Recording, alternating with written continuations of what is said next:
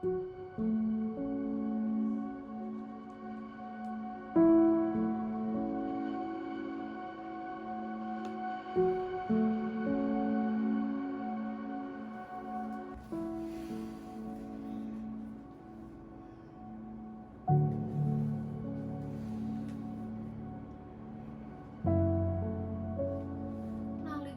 isuk teka, aku ngadeg ing ngarepe kaca.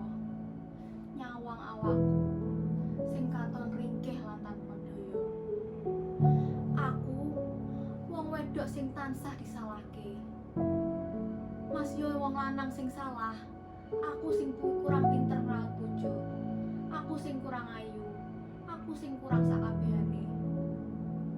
Yen aku nganggo klambi cekak, aku dianggep ora sopan. Yen nganggo klambi dawa, aku dianggep kuno. Serba salah dadi aku. Terus aku iki kudu piye jane? Aku iki duduk robot sing iso manut apa karepe wong lanang. Aku yang duweni perasaan, duweni pikiran, duweni hak kanggo urip bebas. Nanging kenapa aku tansah dadi kambing hitam?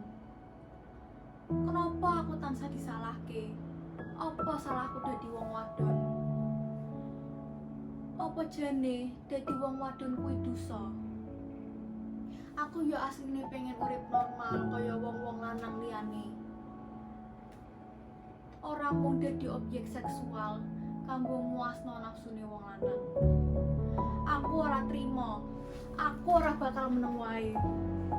Aku bakal nglawan. Aku bakal mbuktiake yen wong wadon iki kuat lan bisa sukses kaya wong lanang.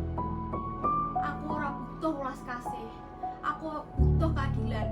Aku pengen kabeh wong, ora peduli lanang utawa wadon, sugih utawa melarat, duweni hak lan kesempatan sing padha.